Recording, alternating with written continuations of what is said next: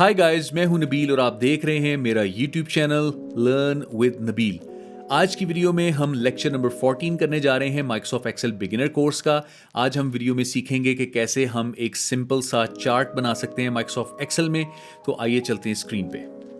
जैसे कि आप देख सकते हैं कि ये वही नबील क्लोथिंग शॉप है जो पिछली कई वीडियो से चल रही है। अगर आपने पिछली वीडियोस मिस कर दी हैं तो लिंक डिस्क्रिप्शन में दे रहा हूँ एक्सेल बिगिनर कोर्स का, उसे जाके आप देख लें। जी गाइस, तो ये नबील क्लोथिंग शॉप है। इसमें हमें डिफरेंट आइटम्स रखे हुए हैं, उनका ओपनिंग स्टॉक है। उसके बाद मंडे से लेके सैटरडे तक की हर आइटम की इंडिविजुअल सेल्स हैं। उसके बाद टोटल वीकली सेल्स हैं उनकी, क्लोजिंग स्टॉक एटसेट्रा एटसेट्रा। अब हम एक वीकली सेल्स चार्ट बनाएंगे जिसमें कि हमें ये आइडिया हो सकेगा कि कौन सी आइटम्स हमारी अच्छी परफॉर्म कर रही हैं और कौन सी आइटम्स हमारी अच्छी परफॉर्म नहीं कर रही। तो ऐसा करने के लिए सबसे पहले हम लोग आइटम पे लेफ्ट क्लिक एंड होल्ड करेंगे और ड्रैग करेंगे। इस तरह से ड्रैग करके सैटरडे तक सारी की सारी सेल्स को सेलेक्ट कर लिया। उसके बाद हम जाएंगे सीधा इंसर्ट के टैब में। मैं थोड़ा सा क्लोजअप कर देता हूं। ये है इंसर्ट का टैब, या इसको आप इंसर्ट का रिबन भी कह सकते हैं। इस पर क्लिक करें।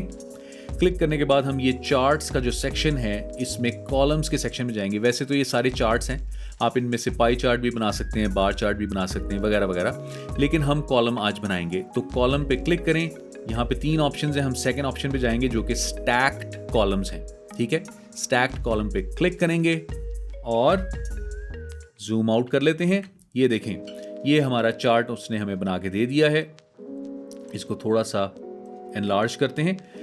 अब आप देख सकते हैं कि यहाँ पे हमारी सारी की सारी आइटम्स लिखी हुई हैं नीचे। उसके बाद यहाँ पे ओपनिंग स्टॉक है और मंडे से लेकर सैटरडे तक की सारी ऑप्शन यहाँ पे आ रही है। अब आप देखें कि ये हमारी सेल्स यहाँ पे लिखी हुई हैं और एक प्रॉब्लम आ रही है हमारी। अगर ड्रेस पैंट की टोटल सेल यहाँ पे हम देखें तो वो 46 है, लेकिन अगर हम चार्ट में देखें तो हमारी ड्रेस पैंट की जो टोटल सेल है वो 140 से ज़्यादा आ रही है, 140 प्लस आ रही है।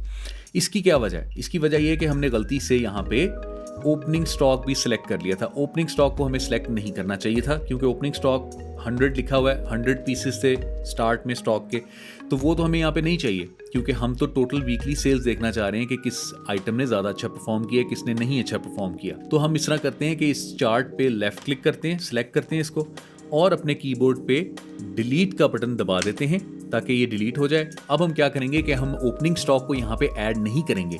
उसके लिए हम क्या करेंगे कि हम आइटम पे दोबारा से लेफ्ट क्लिक एंड होल्ड करके ड्रैग करेंगे और सिर्फ आइटम्स को सिलेक्ट कर लेंगे।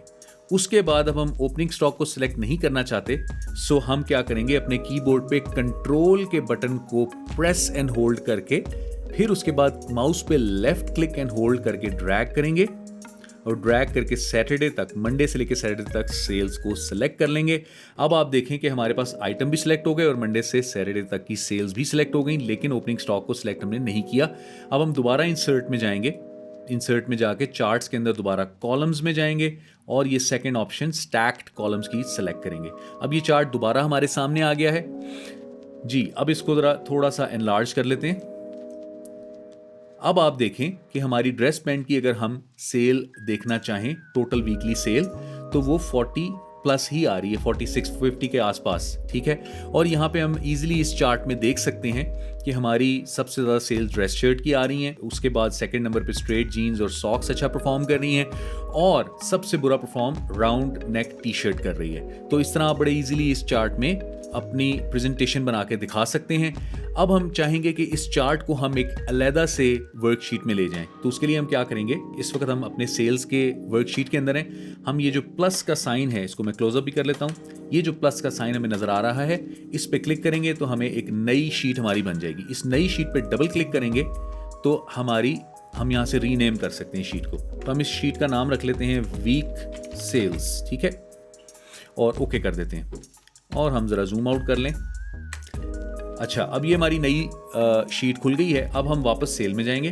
सेल में जाके इस चार्ट पे क्लिक करेंगे। क्लिक करने के बाद हम राइट क्लिक करके यहाँ से कट की ऑप्शन है, कट कर देंगे और फिर दोबारा वीक सेल वाले टैब में जाएंगे, यानी इस नई वर्कशीट में जाएंगे और यहाँ पे जाके हम अपने कीबोर्ड पे कंट्रोल प्लस वी प्रेस करेंगे तो ये यहाँ पे चार्ट कॉपी हो गया। अब हम इस चार्ट को मज़ीद एनलार्ज कर सकते हैं और ईजिली देख सकते हैं।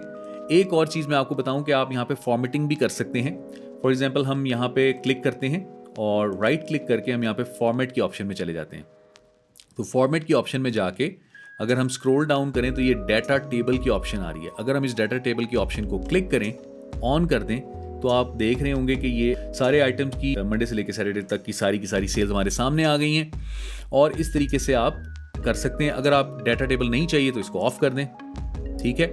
अच्छा, ये ऊपर देखें मंडे से लेकर सैटरडे तक की ऑप्शंस भी हैं। यहाँ पे अगर हम इन सब को बारी बारी ओपन करें और यहाँ से डाटा लेबल को ऑन कर दें, मंडे का कर दिया, ट्यूसडे को भी कर दें, डाटा लेबल ऑन कर दें।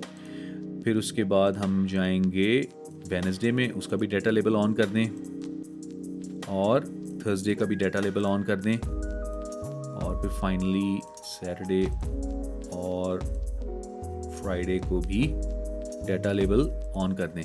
अब आप देखें कि हमने डाटा लेबल ऑन किया है। अच्छा, एक मिनट, मैं ज़रा पहले फॉर्मेट में जाके सबसे पहले डाटा टेबल ऑफ कर दूं। जी, अब आप देखें आपके पास हर आइटम की सेल आ रही है। अच्छा, इसकी रह गई है, इसको भी ज़रा दोबारा राइट क्लिक करके फॉर्मेट में जाते हैं, और ये हमारे पास सैटरडे की सेल रह गई थी। सैटरडे में जाके इसका भी डाटा लेबल ऑन कर देते हैं। अब आप देखें कि आपको यहीं पे हर दिन की सेल नजर आ रही है, यानी कि मंडे है तो मंडे की 6 सेल्स हैं, आप क्लियरली देख सकते हैं। इसी तरह सैटरडे की 5 सेल्स हैं ड्रेस पैंट्स की। तो इस तरह आप अपने हर आइटम की यहाँ पे सेल्स देख सकते हैं और अच्छी सी एक प्रेजेंटेशन बना सकते हैं। बाकी आप इंसर्ट में जाएं और यहाँ पे बहुत सारी चार्ट्स की ऑप्शंस हैं, आप इनमें डिफरेंट चार्ट की ऑप्शंस को ट्राई करें और एंजॉय करें। जी गाइस, यहाँ पे वीडियो होती है खत्म। अगर आपको वीडियो पसंद आई है तो इसको लाइक कर लें, चैनल को सब्सक्राइब कर लें। मिलते हैं नेक्स्ट लेक्चर में। टेक केयर, अल्लाह हाफिज।